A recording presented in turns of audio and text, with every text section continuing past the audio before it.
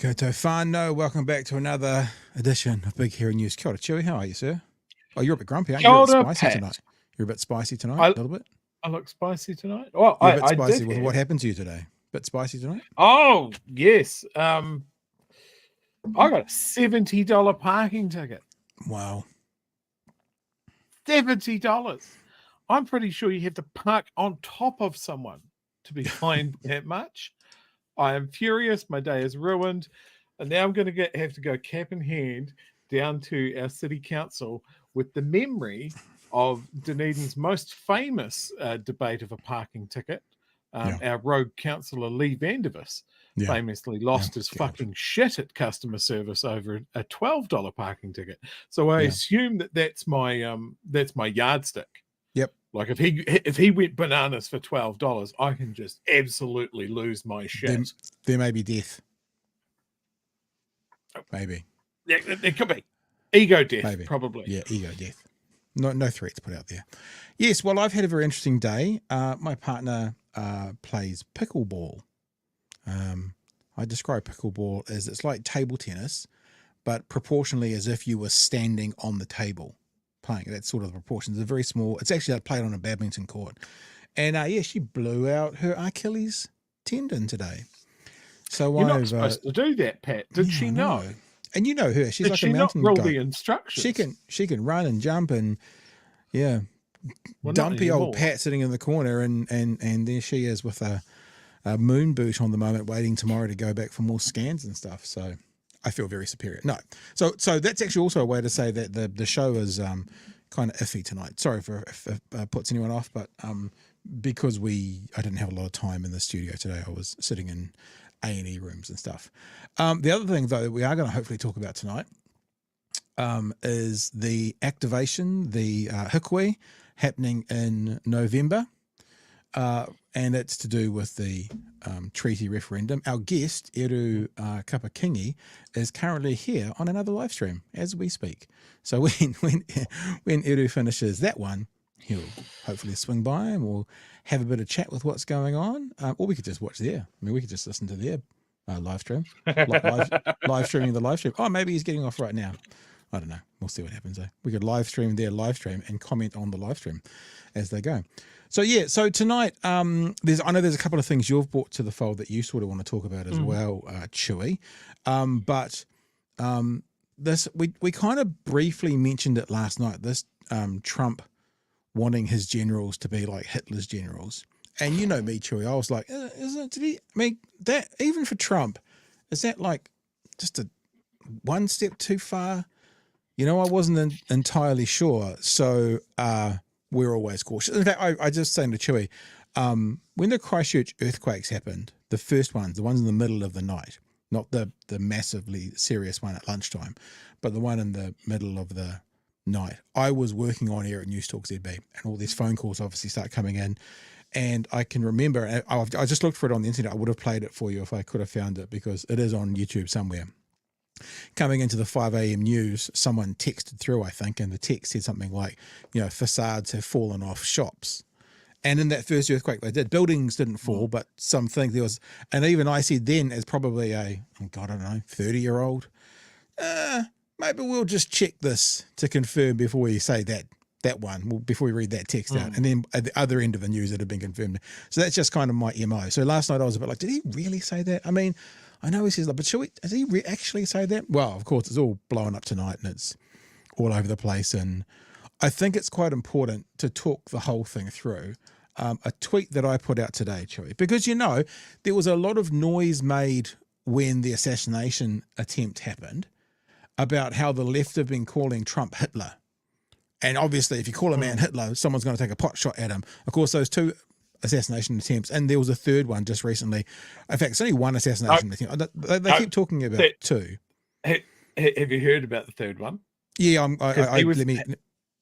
Oh, okay, sorry. It was taking it for protection. Okay, it wasn't. But what I'm saying is the guns that have been in and around Trump. The first one, absolutely an assassination attempt. The second one, they talk about an assassination attempt, but it wasn't. You could call it a foiled attempt because he never got off a shot. He was done before it. And the third one was a guy wanting to be protecting himself and others around him. That's why he had guns on him. But they're all people who were Trump fans, all the way through. So anyway, I just thought today, and I'll put my little tweet up there. So Trump quotes Hitler, you poisoning the blood quote, wants to run the military like Hitler, generals like Hitler. Is said to have owned Mein Kampf. I think one of his first wives said he had a copy of Mein Kampf. And is reported by one of his staff to have said Hitler, quote, did some good things, right? So all of that's the case. But the right says what we can't do is compare him to Hitler. So all those kind of Hitlery things that he's done and been involved and been around, right? All of those things. But what the left can't do is compare him to all of those things that he's been involved in around that historical figure. I don't think Trump is Hitler. Let me put that clear. I mean, because I think there was only ever one Hitler. I don't think he is. But this pearl clutching, that if anyone uses that kind of word, it's one step too far. Brian Tyler Cohen's been always very careful to call him a fascist. Compare him to a fascist. So that's how. But it's a bit like I heard someone talking about what's his name, old mate, Daily Wire, Jewish man, very very Jewishly religious. You watch the chat beat us both to it. Daily Wire contributor. His name's just popped out of my head. People call him a Nazi. He's not a Nazi. But what they're saying is some of your far right positions. Ben Shapiro. See, Josie was first. Ben Shapiro. Some of your far right positions are akin to. I've always said I don't think it's very valuable. Using that kind of terminology. The example I always give is this elderly couple at a man, my brain's just not switched on tonight. Antifa rally, just holding up an American flag as a whole bunch of young Antifa guys walk past, and they're going racist, racist, racist. And I'm like, that old couple may or may not be racist, but the metric to know that is not holding an American flag. That's not the metric. That's not how you measure whether they are or are not. There's other ways of doing it. So I'm always a bit careful to throw those kinds of terms around. But, if you're Hitler adjacent for so much of your rhetoric, examples, how you want to run government, what you've read, then why do they clutch their pearls when people say he's like Hitler? It doesn't make any sense to me. That was a bit of a tangent already, Chewy. Anything you want to add to that? Yeah. Look, I've mentioned on the show quite a bit that I am the voracious devourer of World War II history and have been for decades. Yeah. For someone to go, I wish our generals were more like Hitler's generals, shows a laughable lack of critical thinking. Yeah. Like what part of the war are you talking about? Yeah. Like you talk about the start where everyone was on methamphetamine, hard charging, and no one was ready for it? Or are you talking at the end when you're being absolutely overwhelmed by a tidal wave of high explosives and angry Russians and everyone's hiding in a bunker? Those were the same generals. Yep. He was to surround himself with yes men. He admired other dictators. Well, but that's what he's saying. The story about Mein Kampf is true. I don't want to compare him to Hitler either. I'd more likely compare him to Mussolini, personally, another famously fragile blowhard, who his end was glorious as well, hung upside down from a lamppost by angry citizens. Well, listen, that's some of the things we want to talk about later on tonight. Also, Nicola Willis seems to be wanting to get public servants to build the gallows, metaphorically speaking, that she is then going to use on them. So basically telling public servants to bring all these ideas. Well, it sounds like, when they say in the media, you're all going to be made redundant, but you've got 48 hours to try and convince us otherwise. It basically sounds like that. And so we'll have a bit of a look at that as well. And some of your things as well, Chewy, that we were talking about. But why don't we, first of all, just get to this conversation around the hikoi, because Eru has just jumped in. So let's welcome to the show, Eru Kapa-Kingi. Eru, good evening to you and welcome, sir. Kia ora tātou. Great to be here. Good, man. We were Well just done. watching. We were just watching the end of the other podcast here on this podcast. It was kind of cool. Oh yeah, cool. Yeah. I was wondering whether I was thinking, it was hard for me to message you guys and say that it was taking a bit longer than expected. No, it's all good. Here we are. Yeah. we were just killing time waiting for you. You know, we were just hanging around. Hey, thanks so much for coming and joining us. And thanks for giving us some time. You said you're a little bit under the weather, so we do appreciate you giving us some time. All good, bro. Let's have a look at one of these things that you're in part organising. The Hikoi from the far north, because of the treaty, the principles, the treaty principles bill. Tell us about it. Yeah, so the hīkoi, it's in the name, hīkoi mō te tiriti. So this is a hīkoi partly in reaction to the treaty principles bill, but not solely in reaction to the treaty principles bill. Every step along the hīkoi is less of a carrying.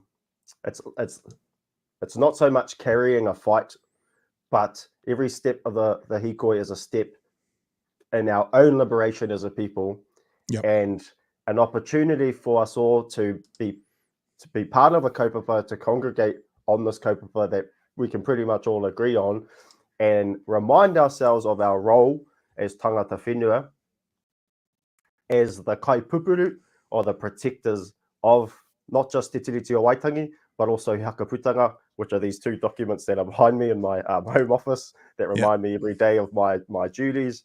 To my right is He Hakaputanga, which was our Declaration of Sovereignty in 1835, which was signed by my tupuna Hare Hongi, Te Ururoa, and Te Mahia.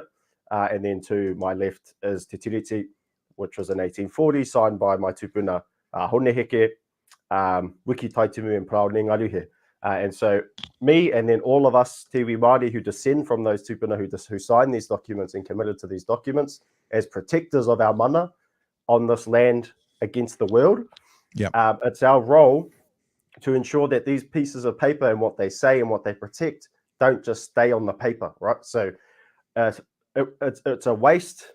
What these papers will become a complete waste if the truth that they carry aren't also carried in the hearts and minds of my people, and then also across all people in Aotearoa who live here and effectively benefit from these documents which allowed them to make a home here. So that's the ultimate goal of the hīkoi, and it's open to anyone and everyone who is committed to the protection of the tapu and the mana that these documents have, and we invite everyone to join. And we do want the current coalition government to feel the heat and to feel nervous and perhaps fearful. But the hīkoi doesn't end at Parliament. Actually, the ultimate goal for Toitū Te Tiriti is to walk beyond Parliament and walk back to the world that my tupuna lived in before Pākehā arrived here.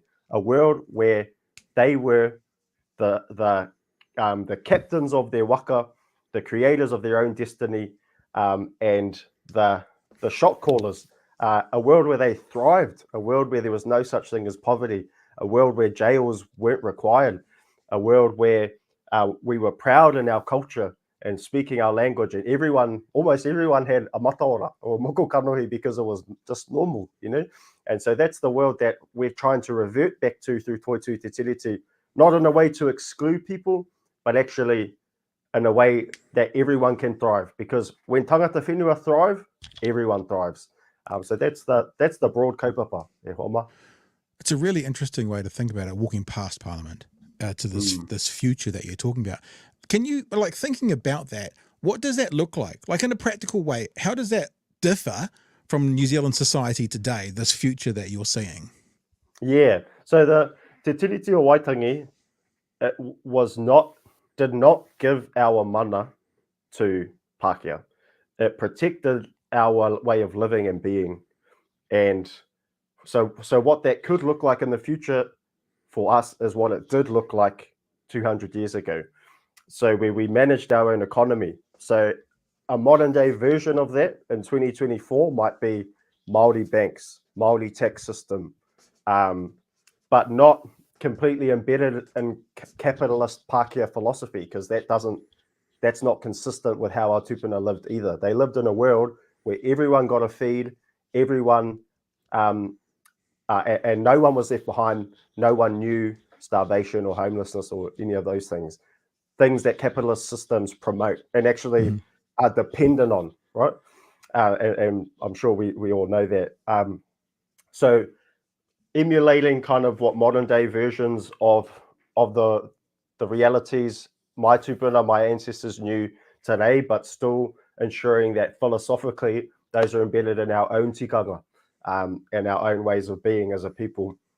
So yeah, it could be that. It could be Māori hospitals, Māori government, completely independent. The key word, I guess, is independence. And so not the current world where we have a Pākehā institution telling us how to live our lives. That is not what Te Tiriti ever envisaged. And the current reality now is a complete violation of Te Tiriti o Waitangi.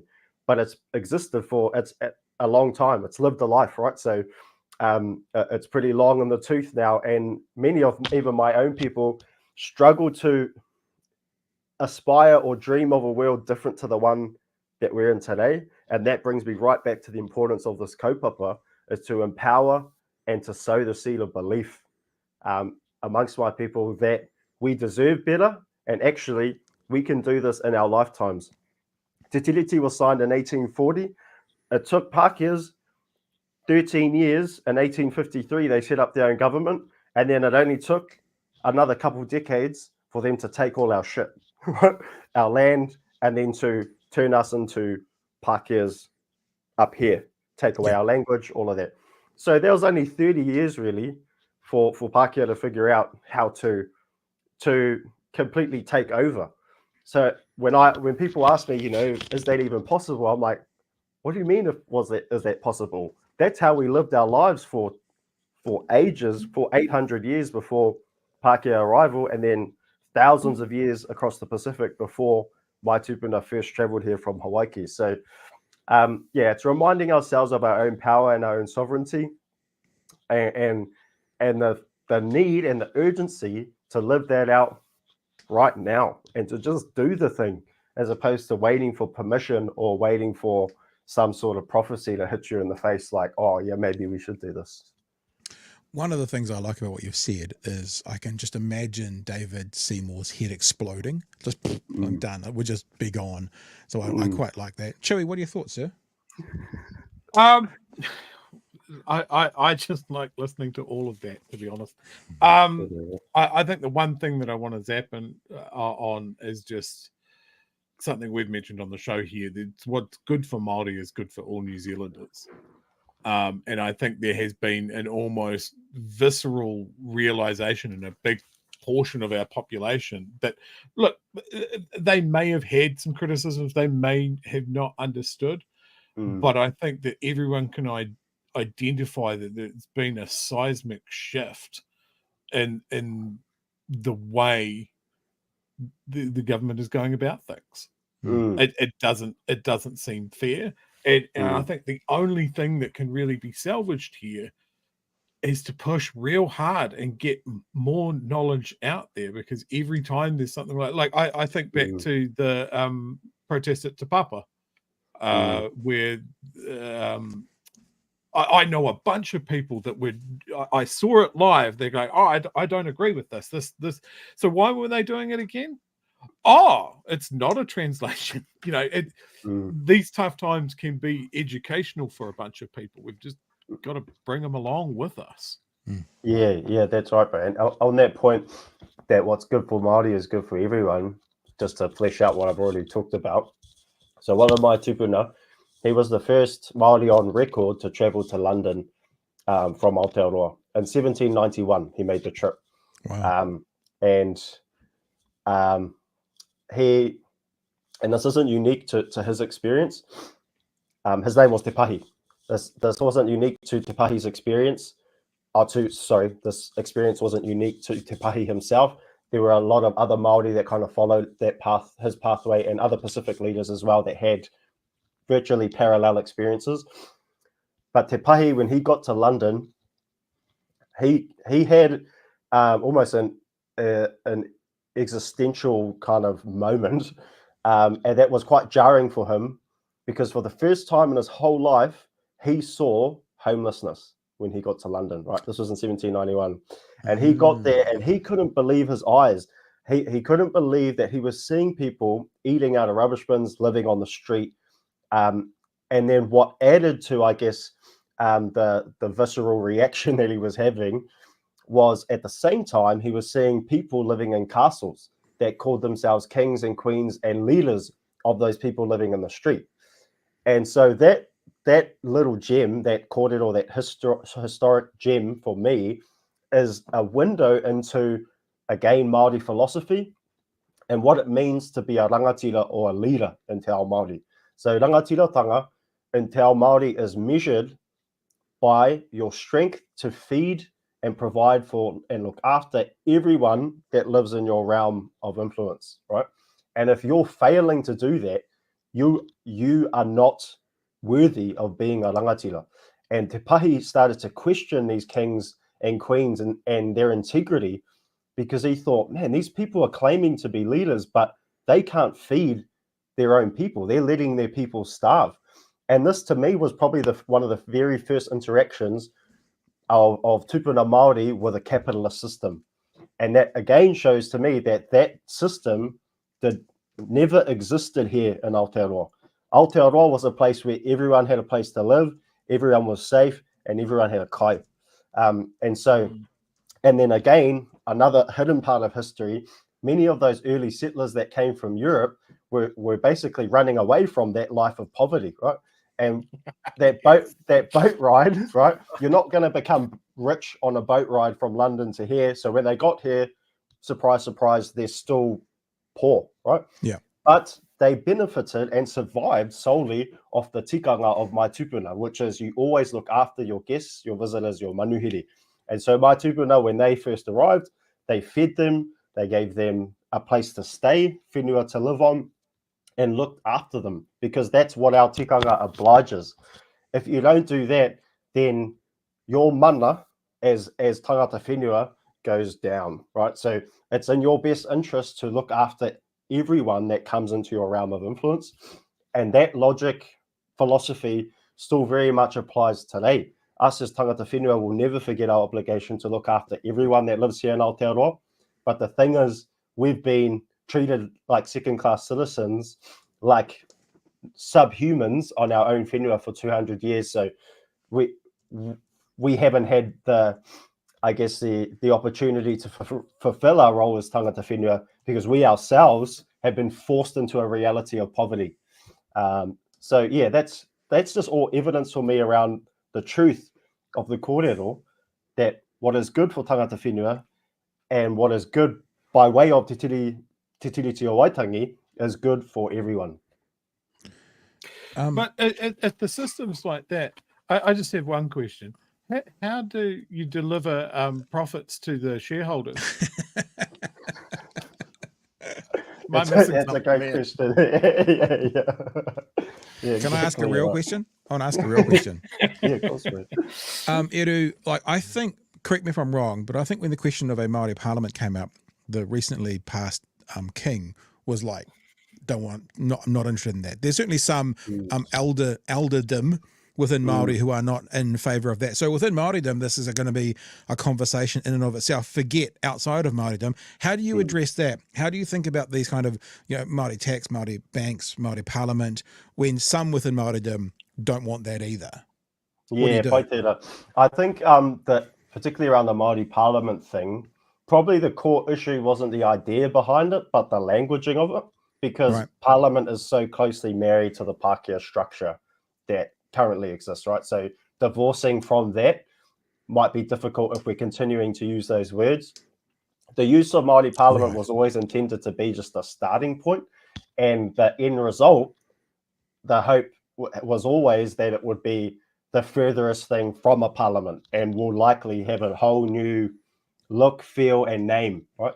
So it was always just a starting point. But I'm not surprised, because there definitely is naturally kind of generational differences in terms of what tomorrow looks like for Te Ao Māori. I think probably my generation and below are more willing to kind of break out of the system and create a whole new system. whereas the older generation like working within the system and utilizing that. That's but the system they know to work within, and you're talking about a new way of looking at things. Yeah. Exactly, yeah. And they know that, but I don't see those things as being in competition either. I think both can exist, both can be true, and both can be productive. But it's a generational role. I believe my generation's role is creating a new world, but there are still today problems, right, that need to be addressed, and we can't just there's our brothers and sisters getting locked up. There's poverty, homelessness, poor health outcomes, all of those things. Those are today problems, right? So that's why I think there's actually quite a nice synergy there, even though from the outside it might look like dissonance. It's not. I was going to ask as well, I just want to bring up this story from RNZ, like that. The Hikoi says from the far north to Parliament. What about the South Island, bro? Us guys down here in Dunedin, I think it's been proven pretty recently, us guys in Dunedin are pretty good at the old protest. You know, we can scrape a few people together. Is there any plans to bring people up from the south as well? Yep, definitely, man. This isn't the first time I've received that question, and it's something that we've already planning on before we put the comms out. We're just, I've got a hui in a couple of days with a crew from Te Waipounamu who are mobilising, activating, and so there's definitely an opportunity for Te Taitonga to get involved as well, which is that's key. Like everyone has to have an opportunity to be a part of the kaupapa, to truly be able to say the kaupapa for everyone. And also just on the protest from Dunedin, I saw a news story today, Chewy, if you haven't seen it yet, that Whangarei Hospital is going to go through exactly what Dunedin's just gone through. So people at Whangarei, if you want some help, happy to come up for the weekend. And cool, get that going off. So, that's my hope. I grew up in Whangarei. Right. All right, look, Chewy, I want to ask Eru one more thing before we go, but it's not really about this. So you got anything else you want to ask while we have Eru here? Oh, no, please go ahead, Pat. I'd like to know, tamoko seems to be quite a recent thing for you on your Instagram. It's showing the process. What led to the decision to do it? Yeah, cool, bro. I think we're on day 6 now since I got this. This was is it that new? Friday. Yeah, it's fresh as. If we look closely, it's still peeling. And I suppose like most of my body is covered already, of my arms, front, back, legs. And for the last 10 years, I've been going through this journey of moko, I guess I'd call it.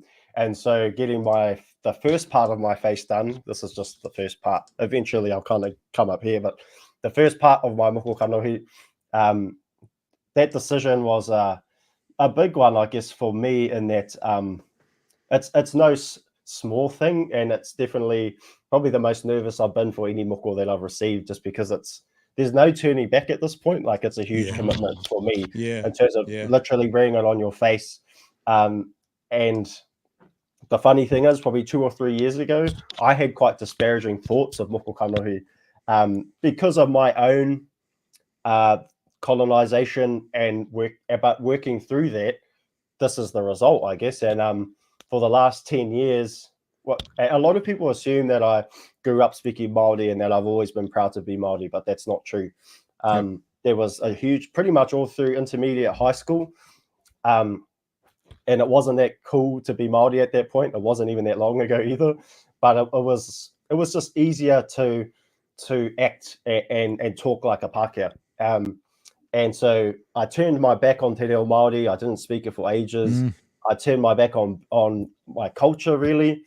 It probably didn't help that I was going to that my brothers and I were shipped off to this private school on the other side of town. And we're grateful that we had scholarships to be able to do that, but that led to kind of a huge cultural disconnection. And going to university and connecting with other Māori who were proud to be Māori was quite a new thing for me, and I'm grateful that it happened, because it kick-started a journey for me to now be comfortable in getting my moko kanohi. And the way I've kind of always felt it in my puku is that, like, it was just something that was waiting for me beyond the horizon, and every part of my journey I was kind of stepping towards it. And here I am now, only a week ago. And I'm grateful because I have a 7-month-old son, and so to him this will just be normal because he'll just see his dad every day and be like, oh yeah, that's normal. I didn't get to see that growing up with my parents, my grandparents. I couldn't name the last ancestor I had that had a moko kanohi. So it's a big thing for my family. And my dad's getting his in a couple of weeks, which is a big thing for us as well. Yeah, bro. So it's and I think it's just going to become more and more normalized and empowered. Yeah. I've got like one question, and it kind of sounds like I'm making a bit of a light humor thing. It's really not. It's quite a. I sometimes focus in on quite singular parts of a conversation, right? Because you had like a sweet ass beard as well. Yeah, I've been told that. Yeah, and as I looked at your pictures today, I went, because let's say Māori of the 1800s. Would they have had tomoko and facial hair, or would they have a way that they were clean shaven as well? Because I'm looking at you going, you'll probably never grow a beard again. And it just fascinated me, the idea of 200 years ago, what did they do? Got the moko, and then what happened? Yeah, there are different, like a lot of those Goldie paintings of tupuna with their moko kanohi. There are some with moko and a beard. There are some, there's a whole range, bro. Like there's some with moko clean shave, short hair. There's some with moko long hair but clean shaved, and then there's some with just a mustache. Yeah, like there's a range of them, and there are some kind of those real older ones, just grey hair, and really the moko is quite aged at that point. Yeah. So I only started shaving to prepare for getting this moko. Right. Otherwise, before that, I was just a beard guy because it's just easier. Yeah, and I'm sure you guys can relate. Yeah, you guys can relate. And I don't know if it'll make a comeback, maybe in the winter or something. But yeah, we'll see. Yeah. Okay, so if people want to find out more about the hikoi and what else is happening, what's the best place for them to go to find out more and to stay in touch?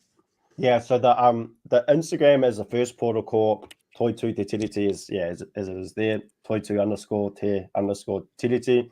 That will be kind of the earliest release of information will go there. But we also have a website, Toitu, which is linked to our Instagram. Toitu, I better get this right. A website that will house all of this information as well. It is toitutetiriti.co.nz. So toitutetiriti.co.nz. That's our website. That will there's a handsome fella there you can see on the landing screen, and that will eventually goes hard. I'm lucky I've got like talented photographer mates who capture me in these moments. But there'll be a landing page in the next couple of days there with all of the information. This coming Monday, we're also going to release a more detailed version of this tile. So a blow by blow, day by day kind of thing for the people who want to get their walking shoes on and jump on the kaupapa. Yeah.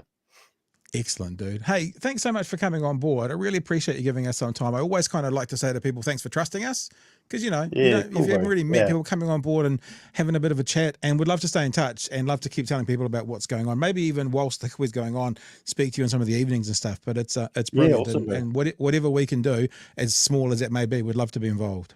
Yeah, awesome, bro. No, thank you for having me. And I've seen your fellas' content before, so it was pretty easy to trust you. And yeah, I know you guys are allies. And so thank you for the opportunity. All right, Eru. Thanks for your time, man. All the best. Get better as well. Thank you. All right, dude, all the best. There we go. Chewy. Was that okay? The question about the beard? I honestly wasn't taking the piss. It was just in my mind this afternoon. I was going, we were all thinking it. Oh, okay, good. All right, now let's get to some of the chats and stuff. I'm sorry about not doing anything during the conversation, but yeah, we wanted to keep focused there. So this actually is right from the very start. The most important thing out the front from Stephen, which is just Free Palestine. Thank you for the super chat. Mr. Arvid says, Kia ora, Eru, thank you for taking the torch from Mātua Hone. I saw your great korero on the hui. Yeah, I saw that as well. That was where I first learned about it, actually.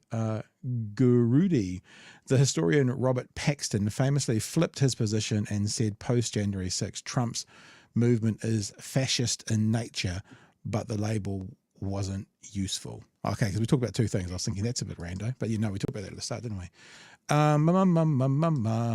Okay, so it's all mixed in here, the conversations. Who is Trump's version of Himmler? J.D. Vance?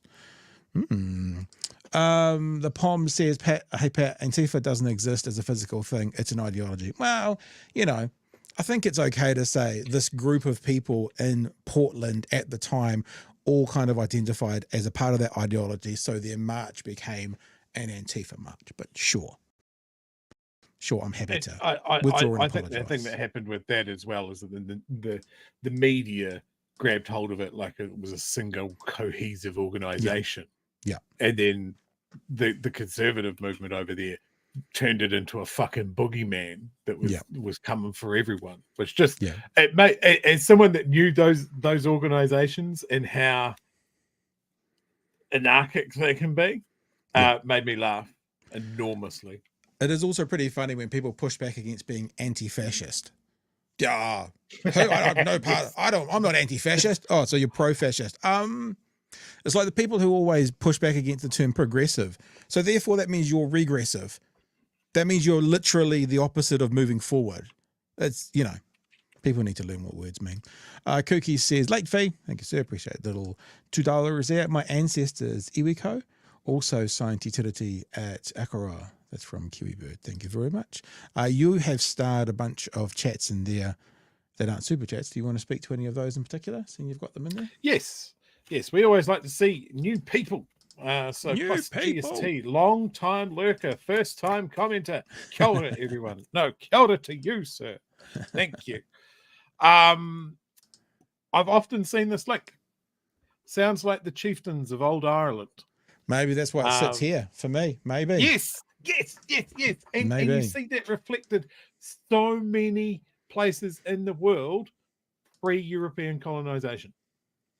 Like this is the thing. It's like just because this is the system that we have now doesn't mean it's the system we'll always have. Doesn't even mean it's the best system. It's just what we have now. Rudu says this kaupapa following disasters when Māori look after everyone to the degree that they are able to under the circumstances. You see it every time. It's not an aberration. It's just the way that they operate. And we would be a poorer country without it. And so this is one of the things. I think it's just my sense of fairness that Māori keep on standing up for things, and they're all good things.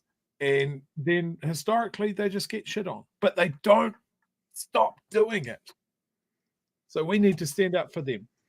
And then Stephen says, look up James Cattle. He was the only Pākehā to get a full face moko. Interesting. And I know that story. I'm not going to let the cat out of the bag. It is a hell of a story. Google that man and enjoy. It's a hell of a ride. Alrighty. That was thank you. And I saw a bunch of the messages going through the text through the chat that people were enjoying that conversation. I've been speaking to Eru for a couple of weeks now, and you know us. We love these stories. We want to have more of them. I want to do this story quite quickly. There's no audio video to go with it. It's just a item on the One News website. Nicola Willis asks public servants for their best, boldest ideas. To me, this does feel a little bit like, could you please build those gallows that we're going to use on you? It's like, like if someone someone gets moved on from a job, like that they don't want to get moved on from, but then the place that's moved them on says, can you train up the next person to take over from you? It's like, that feels a bit weird. So let's have a look what Nikki Noboats is on about. Finance Minister Nicola Willis has implored public servants to bring bold new ideas to the table while acknowledging the government was, quote, asking a lot, end quote, of them at an unsettling, quote unquote, time. She also used her address to the Institute of Public Administration. Now, I don't know about you, Chewy, but the Institute of Public Administration would sound a bit like a backroom job to me, not a frontline job. But you know what I mean? Public administration doesn't sound like a frontline job to me. Just thinking though. So she's speaking there, and she used her address to foreshadow a radical shake-up of how government contracts social services. So what she's saying is, New Zealand, you ain't seen nothing yet. Just let's let that pause there for a second. Willis's speech comes as the coalition is driving a major cost-cutting exercise across the public service, axing thousands of jobs and initiatives. Speaking at Parliament's banquet hall, hope you guys had $3 lunches, on Thursday morning, Willis began by thanking the, quote, wise and experienced, end quote, public servants for assisting the government during tough economic circumstances, noting their, quote, thoughtfulness, tenacity. Got it. I got there in the end. Tenacity and earnestness. That's nice, isn't it? And then she fired them all. I thought I had more from that setup. This is the headline for this next part. Savings is an ongoing state of mind. She reiterated the coalition's consistent position that the public service savings drive would continue, describing fiscal discipline as good practice. It's not a one budget affair. It's an ongoing state of mind. She called on those attending to bring their, quote, best and boldest ideas, end quote, for tackling the country's most entrenched challenges, saying the government was open to change. In response to an audience question, Willis said too many public servants were cautious in their advice to the ministers, as if trying to protect the politicians from themselves. Now, I've got another 3 lines to read, but remember, this is this government who doesn't listen to public servants, who doesn't take expert advice, who ignores it, who has a prime minister who actually said, you know that stuff, how you guys write all that stuff up, we're not even going to read that. And now she's saying to some of these same people, you need to be bolder. Bring your ideas. Be bolder. Push those bold ideas upstairs, and if you are a manager or leader, just not a backroom person, seek out those people in your organization who think differently, who are imaginative, who say annoying things in meetings because they don't get how we've always done it. Now, Chewy, I would actually say in general, that sounds like quite a nice workspace. You know, it's like, come on, we want, it's a green light thinking, but I don't see that in practice as to how they have been treating public servants for their first and the last 12 months. Yes, sir. Does Nikki think that after a wave of massive job cuts, that the annoying people who shake the boat, who ask those questions of like, why do we do it this way when we could do it another way? Does she think after a massive wave of layoffs that those annoying people are still there? Yeah, that's the point, isn't it? Is that how it works? Or is this something that could have been asked before the layoffs to find your innovative thinkers? Because the people that are the innovative thinkers that are rattling the cages of the way that things are always done, they're the ones that fucking got out and got hired as consultants. Yep. And are now getting paid twice as much to do the job they used to do, which they've been made redundant from. And got a redundancy. Remember that. They got a redundancy, and now they're being paid twice as much to do the same job because they can't, the departments can't function without those roles being filled. I cannot understand what it would be like to be sitting there hearing this from someone that has been part of a party, is part of a coalition that has spent the last 3 years plus talking about bureaucrats, not public servants, bureaucrats, spending all of the tax dollars.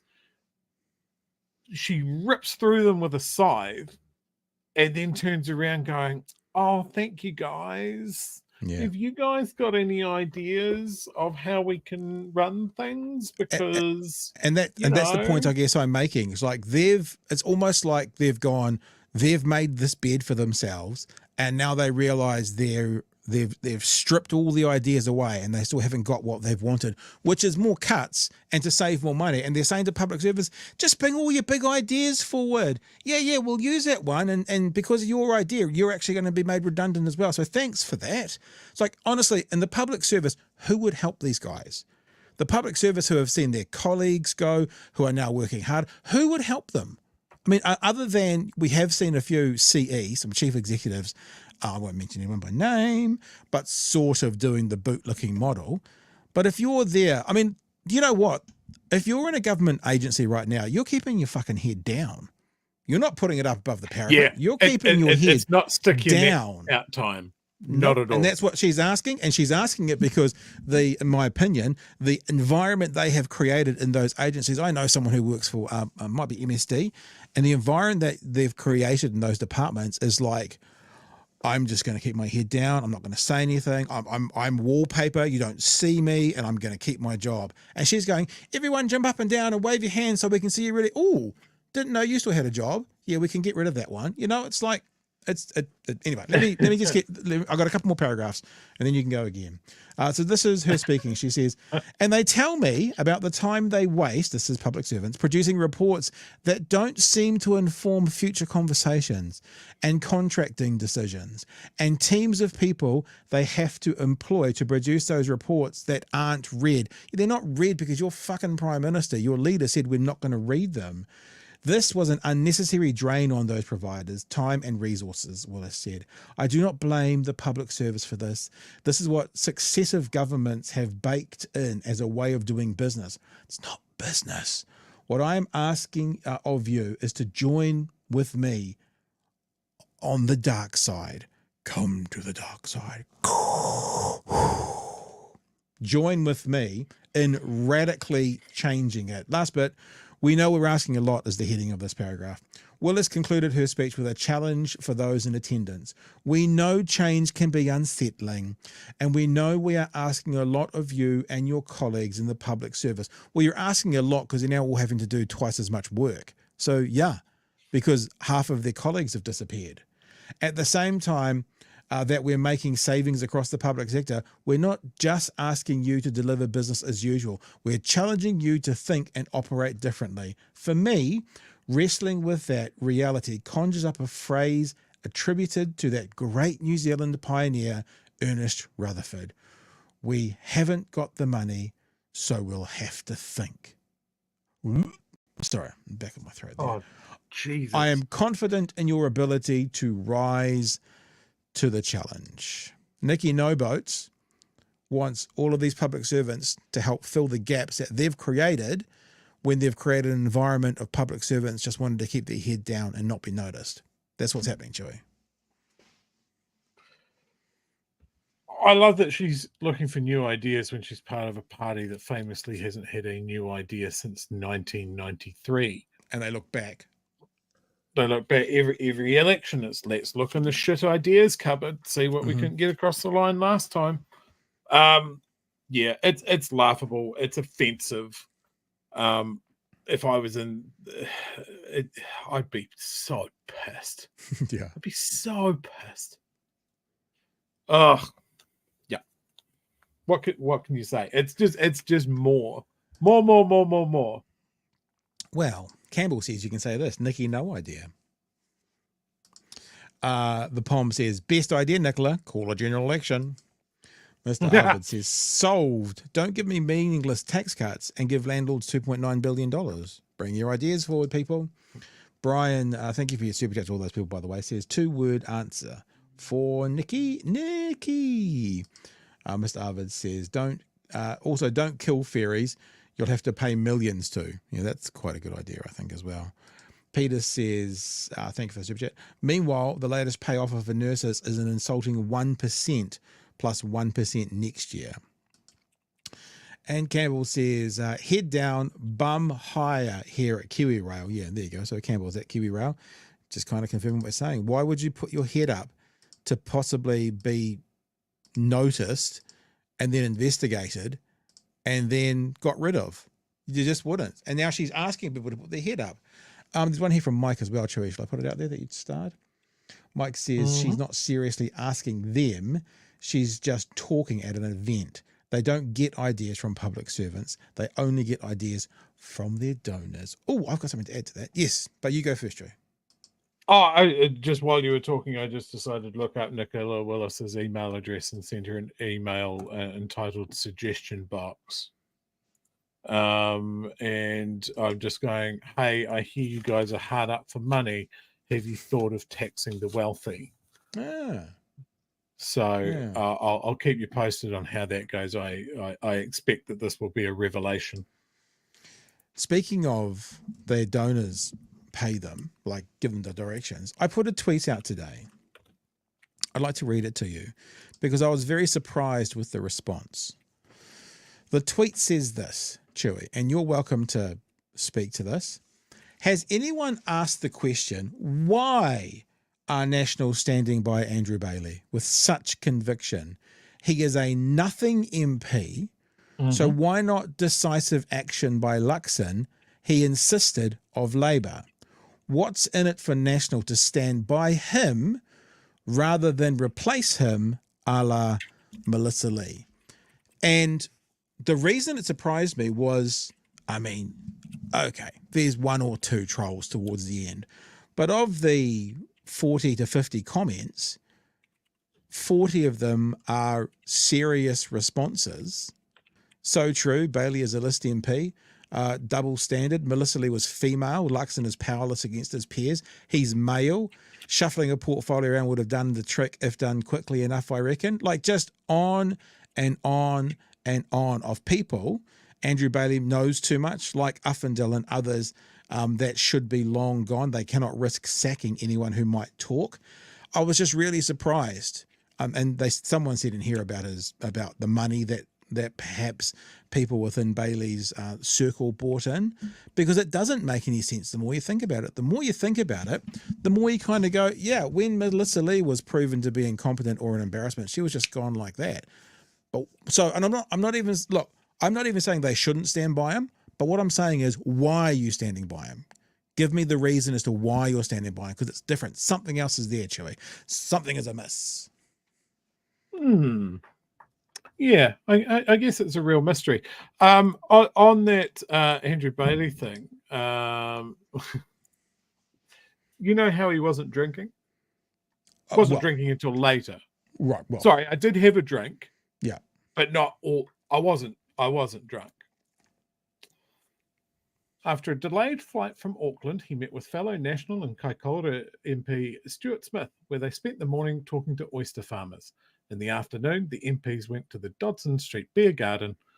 The final visit of the day was to Spy Valley Wines.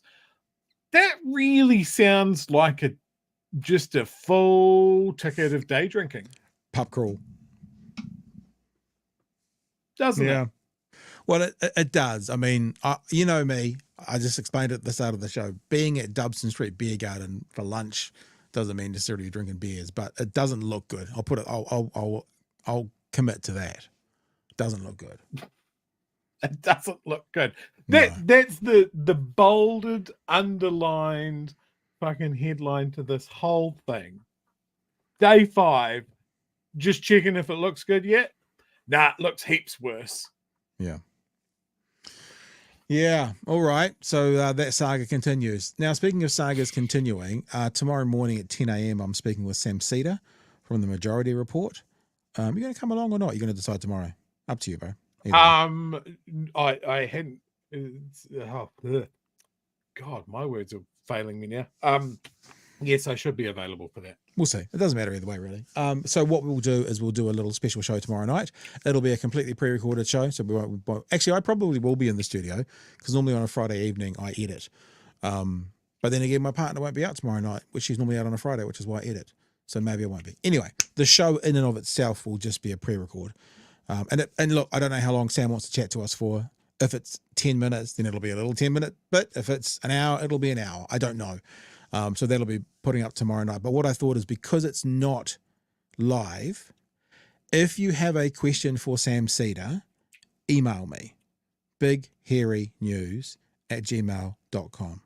So if you've got a question, I can still say, here's some questions from the audience, Sam. If you've got a question for Sam, then email between now and 9 a.m. tomorrow morning, bighairynews@gmail.com. That's all I'm going to say about that. That's what I'm going to say about that. All right, let's go into the story that already has had a bunch of comments about it, to do with, that tweet that I put up earlier. So Trump quotes Hitler, wants to run the military like Hitler did, is said to have owned Mein Kampf, and is reported to have said Hitler, quote, did some good things. But the right says what we can't do is compare him to Hitler. Well, this came out in the last week. This kind of came out. Did we mention this on the show yesterday in passing? We might have done, but we talked about it yesterday. Let's just go straight to what Kamala Harris said about the whole situation, because she was pretty straight up. Good afternoon, everyone.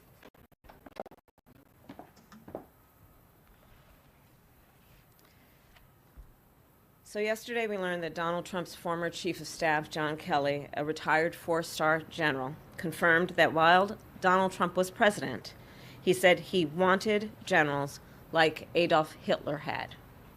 Donald Trump said that because he does not want a military that is loyal to the United States Constitution. He wants a military that is loyal to him. He wants a military who will be loyal to him personally, one that will obey his orders even when he tells them to break the law or abandon their oath to the Constitution of the United States. This is a window into who Donald Trump really is, from the people who know him best, from the people who worked with him side by side in the Oval Office and in the Situation Room. And it is clear from John Kelly's words that Donald Trump is someone who, I quote, certainly falls into the general definition of fascist, who in fact vowed to be a dictator on day one and vowed to use the military as his personal militia to carry out his personal and political vendettas. So the bottom line is this. We know what Donald Trump wants. He wants unchecked power. The question in 13 days will be, what do the American people want? Thank you. And just to kind of just add one more layer of this, Chewy, Kamala Harris did a town hall on CNN this afternoon, and here are some key facts from it. Harris answered, yes, I do, when CNN moderator Anderson Cooper asked her if she believed Trump is a fascist, after Harris opened the town hall by referencing former White House Chief of Staff John Kelly's allegations that Trump fits the definition of a fascist in a series of interviews with the New York Times published Tuesday. There is also a bit of scuttlebutt going around at the moment that there might be some video of Donald Trump groping, fondling, being inappropriate with a younger person. I mean, it's just scuttlebutt, meaning nothing's confirmed yet, but I've seen at least 3 reporters say they have the information and they're trying to figure out what to do with it yet. They always talk about the October surprise. That might be the case. I'm going to play some Brian Tyler Cohen as well, Chewy, but you jump in first and give us your thoughts, because I mean, this is the wording we've been talking about for a long time. Yeah. Like I think it's a big line that's been crossed. Yeah, that you like the Democrats have tried real hard to stay away from going down this path. I don't think this is surprising. Yeah. I think I echo what a lot of people are saying in the chat. It doesn't matter. It doesn't matter for the people that are going to vote for him, and that is the worrying thing about the states. Like I have spoken to my friends that have posted up that they've voted and that sort of thing, and the feeling that they have is of fear for what's going to happen next if Trump gets in. Mm-hmm. And also, if Trump doesn't, like, there's no hope there. It's, yeah, I mean, if you said a couple of years ago when we talked about Trump that you were seeing the fall of an empire, it hasn't got any better. But I think if he loses again, will he go away? Probably not. It's going to be that he's built himself an empire. He's built himself a cult. Yeah. It's a cult of personality. It's exactly what these strongmen leaders cultivate. You know, I saw, sorry, I didn't start the comment, but people pointing out that the Proud Boys are like the brown shirts. Yes, Yeah. and there are many organizations like that are willing to fucking storm over the line that many might gingerly approach. It's bizarre. It's bizarre. And just staying with that theme, of who Trump is and how he operates. Brian Tyler Cohen did a really, really good bit on his own show back in sort of September. And then he was on Piers Morgan, and he kind of tried to do his script again. It didn't land quite as strongly, but the difference between, this was after Trump had been shot because people call him Hitler. If you compare him to Hitler, of course he's going to be shot, and everyone should stop doing that. And Brian does a really good way of, because he's actually on Piers Morgan with this comment, where he responds to Piers Morgan about why is it that the Democrats always have to be the adults in the room when this is all brought on by the Republicans, the guys who do this. The things that your accusation is an admittance, things you're accusing of the Democrats of doing, they don't do, and the ones who actually do that are the Republicans. Have a listen to this. One trick that Kamala Harris missed in her speech, it was not a bad speech at all, but one thing she didn't do, she didn't allude to the assassination attempt on Trump. And it's only been 9 days since someone tried to murder Donald Trump and actually shot him in the ear, killing him by a quarter of an inch. Would it not have been a smart move, in between calling him, a sexual predator and a con man and a fake and blah, blah, blah, blah, blah, very ad hominem stuff? Would it not have been a smart move in terms of unity had she just taken a moment to acknowledge the assassination attempt and say how pleased she was that he survived it? Something of that nature. Piers, I find it so bizarre that the onus is always on the Democrats. It's always on the adults in the room to create unity. Where was everybody for the last 6 years calling for unity when Donald Trump was president? And, as far as the violence is concerned, I feel like any effort to try to pin, again, the onus on Democrats in terms of lowering the temperature in this country is just a testament to the fact that the Republicans are graded on the curve. Remember, it was not the Democrats. While we're talking about political violence, it wasn't the Democrats who laughed at Paul Pelosi being bludgeoned with a hammer. That was Donald Trump. It wasn't Democrats who called for military tribunals for Liz Cheney. That was Donald Trump. It wasn't Democrats who laughed at a kidnapping plot against Gretchen Whitmer. That was Donald Trump. It wasn't Democrats who called for General Mark Milley to be executed. That was Donald Trump. It wasn't Democrats who posted a baseball bat photo with Alvin Bragg and threatened death and destruction if he was charged. So in all of these examples, Piers, it is not the Democrats who've done this. It's not the Democrats who've validated the use of political violence as a tool in this country. And it shouldn't be on the Democrats all of a sudden to be the adults in the room. Yeah. So you know what I'm saying? It's like, it's all of, and look, the assassination attempt on Trump was horrific. It was a millimeter away from being one of the worst crimes of the century, to kill a former president. You don't agree with that? I mean, I'm not even talking about him. It would have been big, but worst crime of the century. Right. I guess I mean political crimes. I mean, any leader of a country or former leader of a country getting assassinated in America. Yeah. Yes. Yeah, the biggest American crime of the century. Yeah, fair. I know we can start talking about Israel and go. Fair, I withdraw and apologise. But you know what I mean? It would have been a massively bad political movement even in America. It would have been huge. But the point that I guess Brian was making was the violence within politics in America has been ratcheted up by the right. And then when the rights become a potential victim of that violence, it's like all the left have to stop doing it. At one stage, and I don't know if it's still the case right now, the FBI and all of those official things were saying that the most serious form of terrorism in America was right-wing fundamentalist terrorism.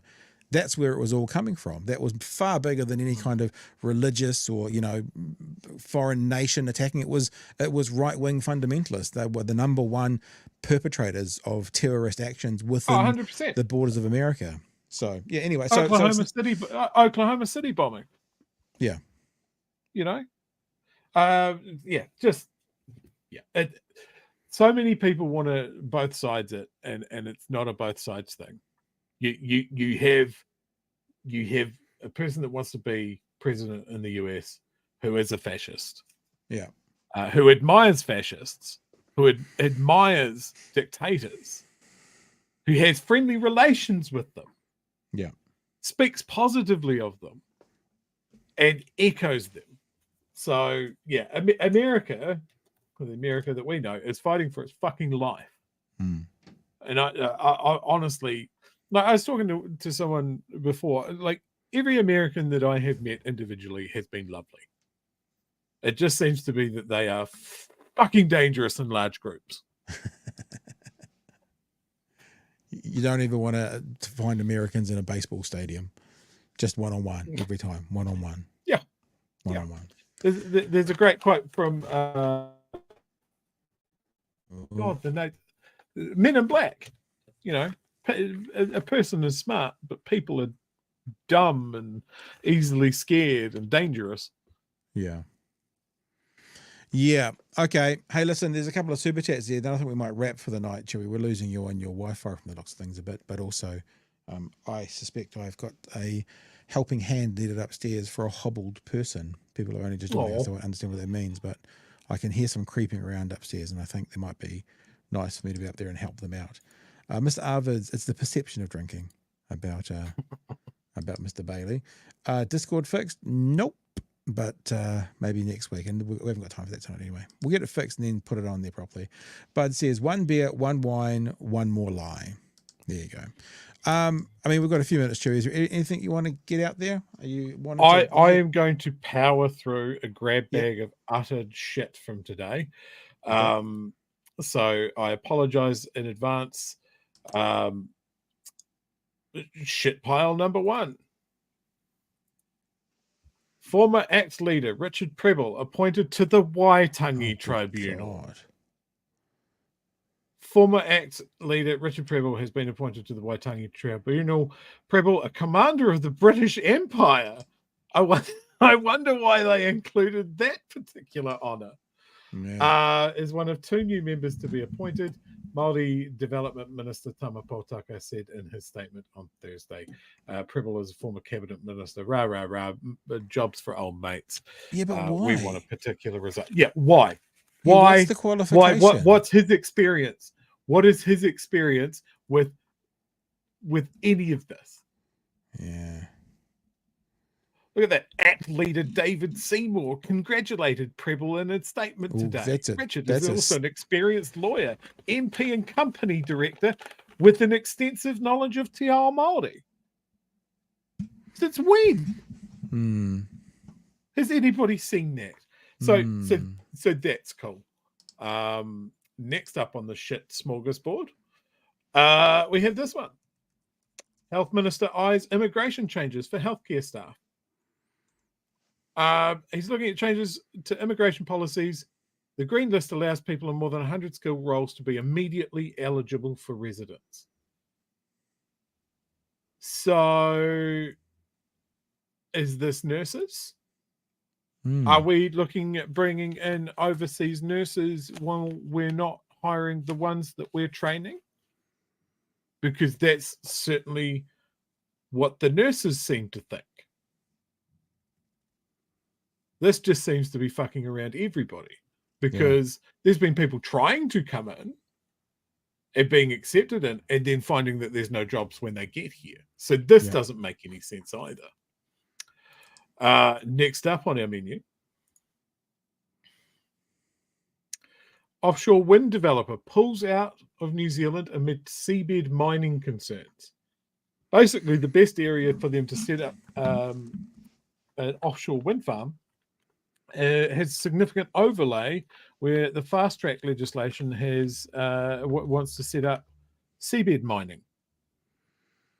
So we're choosing that. We're choosing the short term, one stop exploitation, money funnels to an overseas company, rather than renewable offshore energy that could go forever.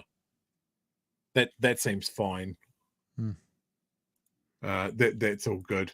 And then we sort of hinted at this the other night when we were talking about Compass and the school meals. Questions over Compass's tax payments. Catering company Compass is under fire for the food it's been serving up to hospital patients. But now there's questions about whether the multinational is paying enough tax. Compass New Zealand has lent its British-based parent millions of dollars, while fees and royalties it has paid to the UK has quadrupled over the last 4 years. Tax experts have said such transactions are commonly used by multinational to shift profits between subsidiaries to avoid paying tax. So just to really underline this, because David Seymour wanted to get to $3 a meal, he has contracted an overseas multinational corporation that has complaints about the quality of its foods being served in multiple countries, in hospitals and schools and prisons and that sort of thing. Very poor quality, low quality foods. But they are also dodging tax. There is no benefit here for New Zealand in this choice. Compass is one of the world's biggest catering companies. So we can't do it ourselves. We can't cook food for kids. That's just too hard. That's too hard. It can't be done. Government is the That's government what this government has brought us. of big business. They're the government of big Buddies business. of big business. Can I just also say Big something about business. Richard Preble? Richard Preble, I'm just looking at his Wikipedia page right now. You can say anything you like about Richard Preble. Anything. Do you know that he started as an MP when he was 27 years old? So I'm sorry, what the hell kind of experience can you have with sort of the real world, outside politics, to be put onto the Waitangi board when you started your political career at 27 and you finished it 30 years later at 57? Have you missed the section on his Wikipedia page about his extensive knowledge of Te Ao Māori? I'm just I assume you just haven't scrolled down far enough. One of the things that I found strange as well is you go to his about, which is what's scraped off there. Look what it's got his party listed as. New Zealand Labour Party. Yeah, because he ACT. was. Well, yeah, but he finished up in ACT. Mm. Anyway. Richard fucking Preble. Is that his middle name? I never knew his middle name. Yeah, what? Yes, it is. So does that mean he's related to David fucking Seymour? Is that how that works? So. Yeah, I think so. Same name. Keep it in the family. Gareth says, fun fact, if the election is a tie, Congress and the Senate would choose president and VP, likely Trump as president and Walz as VP. Imagine. Can the election be a tie? I guess it must be able to some iteration of the number of votes you get or delegates you get per state. Huh. Well, do you know what? And this is going to sound real depressing. I don't reckon Trump's going to last the next 4 years. So if that was the case, Trump as president and Walz as VP, I think Walz would be president sooner than later. Because I've been noticing a bunch of photos coming out recently of Donald Trump without his makeup on, and he does not look like a well man. He does not look without. I'm going to Trump without makeup. MAKUP. I saw a comment because of course Obama came out and slammed him the other day, which of course damaged his fragile little ego. Oh God. Yeah, that's what I'm saying. Without his makeup. Oh, I love that one with his hair blown back and you can see his fucking orange circle. And look, I can already tell you that some of them will be doctored to make him look even worse. Yeah. But he's not. Yeah, it's that one there. I saw this one today. How fat he was. I'm like, that doesn't look real to me. But there's yeah. So that one's not real. But you know, he's not a healthy looking man. So he took a swing at Obama today, saying he looked old and tired. Yeah. And I saw the best suggestion that Obama should challenge him to a game of one-on-one street basketball. See who wins. See who lasts to the end of the game. Any sport, not even basketball. Any sport. Anything. A sport of your leisure. Golf. Like golf, where people are actually watching whether Donald Trump is cheating or not.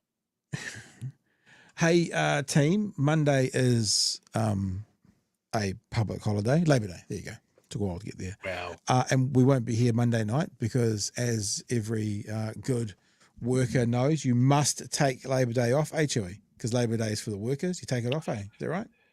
Yeah. Look, my own boss wrote on our roster. I love my boss for this. Look, last year he put on the roster for Labor Day. It's the one day of the year where the worker gets paid what he should get paid all the time. And this year he's written on it going, Labor Day, the day to celebrate the worker that only office workers get off. Yeah. Because all of my retail brethren. Big shopping day. But I think it's fair to take Monday night off because we're going to give you an episode tomorrow night. So remember again, if you are not subscribed to the channel, to the YouTube channel that is, or if whatever you're watching us on, if you're watching us on Twitter, follow me. If you're watching us on Facebook, subscribe, YouTube, subscribe, and any of those platforms that you can be notified, like they've got the notification bell on YouTube, make sure you click it, and it just means that when we put something out, you'll get notified about it. We're not doing tomorrow night live, so be lovely to each other in the chat if you're going to come and watch it. But we will we'll put out there. And for those you guys, and there's a fair few of you in the chat who know who Sam Cedar is and follow his international sort of news show, I'm sure you will enjoy it. And remember, as Kiwi Skirt has just said, thank you, Kiwi Skirt. If any of you have a specific question for Sam, email bighairynews@gmail.com. And I'm talking to him at 5 o'clock Eastern time, which is 10 o'clock tomorrow morning. So just has to be through to me by tomorrow morning if you've got a question for Sam. Doesn't mean I'll get to all of them. I mean, knowing me doesn't mean I'll get to any of them, but if you want to give it a crack, we will try and do it. All right, Chewy, anything else you want to wrap up with here? You had your smorgasbord of shit, as people seem to like that, wasn't that it? thing in the chat. They like Wasn't the it? smorgasbord. Just- Chewy's smorgasbord of shit. Every course, none of them was an amuse bouche.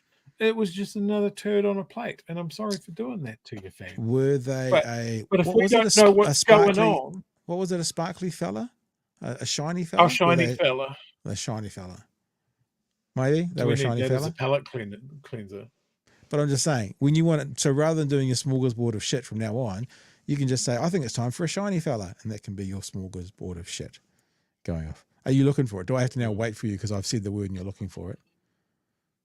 Beetlejuice. You seen the new Beetlejuice? Yes. Good. I thought it wasn't bad. Yeah. It was enjoyable. Yeah. Just in case people have forgotten the true eldritch horror of the shiny fella. There you go. Oh, charcuterie. From I Penny. like that. That sounds fancy. Yeah. And smelly. And kind of filled with nuts. Always nuts. Hey, always nuts. All right, team. We will see you tomorrow night, unless the interview falls over, but we'll see you tomorrow night in pre-recorded mode, and we'll catch you again live Tuesday at 9 p.m.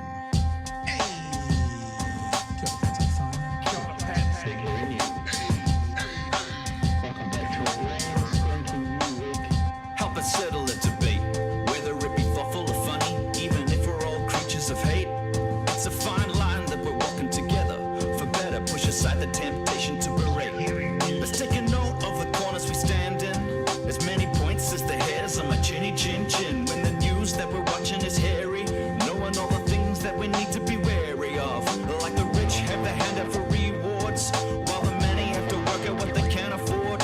And the rest of us ain't paying attention, or maybe have questions we're too worried to mention. Other media is still dwelling on trivial facts, vetting peas from the rice and the mice from the rats, and picking and choosing a warpath to run.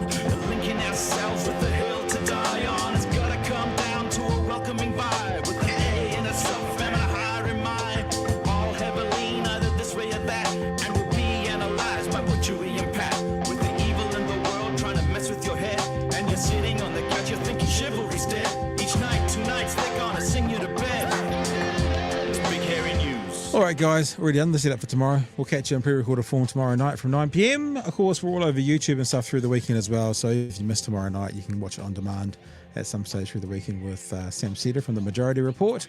What from you, Chewy? Anything from you, sir? Nothing more from me. Be cool to each other. Don't be a dick, New Zealand. Don't be a dick. Don't be an egg. Or All is right, that one team. too strong?